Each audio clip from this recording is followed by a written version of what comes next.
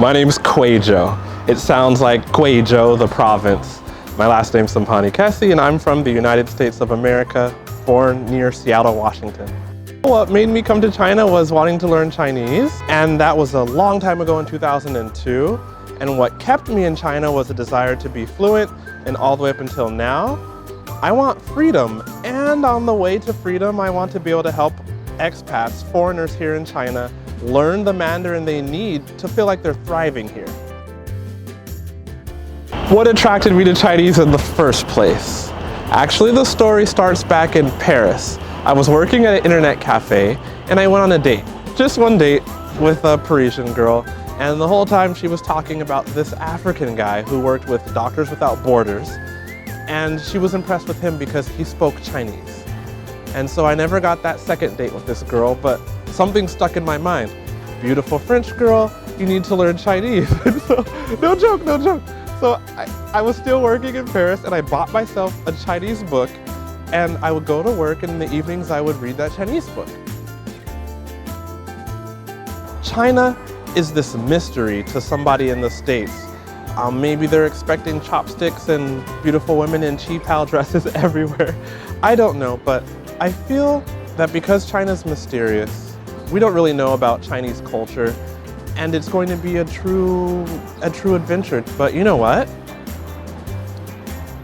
This is the biggest opportunity ever, and I'm fortunate to be here. I started teaching English here in China, and now I get to set up my own business teaching Chinese to foreigners.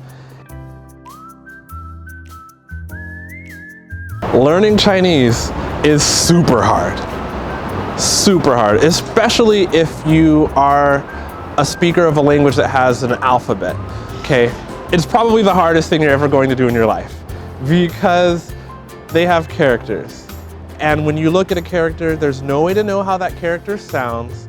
Chinese has 4 tones, and you can't tell what the tone is when you read that character, if you even remember what the character's sound is in the first place. And then you look on sign, you can't read anything.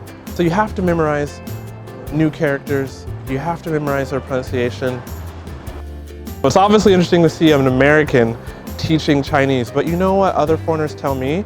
That if it works for me, then they feel more comfortable because it can work for them. I have a family here. My wife and I have an almost 2-year-old daughter, and they're adapting to China quite well. So actually we're doing a unique experiment. I don't speak to my daughter in English, I speak to her only in Mandarin, and I've pulled that off about 95% of the time. My wife used to live in Mexico, so even though she doesn't speak Spanish natively, she speaks pretty fluent, and she's also spoken to our daughter about 95% of the time in Spanish. So now our daughter can understand Chinese and Spanish, and it actually works. She speaks Mandarin and Spanish. She's super cute, love her. We'll probably stay here for about 10 years, so we're planning on putting our daughter in school, in Chinese school, up until about 2nd grade, because we're serious about integrating into China, not just living here and speaking English and being in our foreign bubble, but I really want our daughter to understand a bit of Chinese culture. And I'm not Chinese. No matter how much I love China, and no matter how often I teach people the basics about Chinese culture, I'm just not, you know? But she can kind of be Chinese by going to a Chinese kindergarten and going to elementary school. What I like about China is the opportunity. You really can do whatever you want. You come here as an English teacher, or you come here, what else do people do when they work here? Opportunity here in China is everywhere.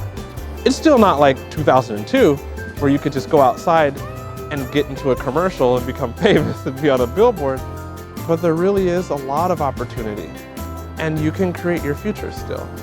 If you live in China and you want to know how to thrive, that is, feel really good about how you can speak Mandarin in day-to-day situations, I help foreigners here learn the Mandarin they need to communicate what they want. I do that on YouTube for free. I also run paid WeChat groups where I'm going to help you with the everyday survival Chinese to get good, so that a year from now, 2 years from now, your motivation is still high, which will keep you studying and living here long term.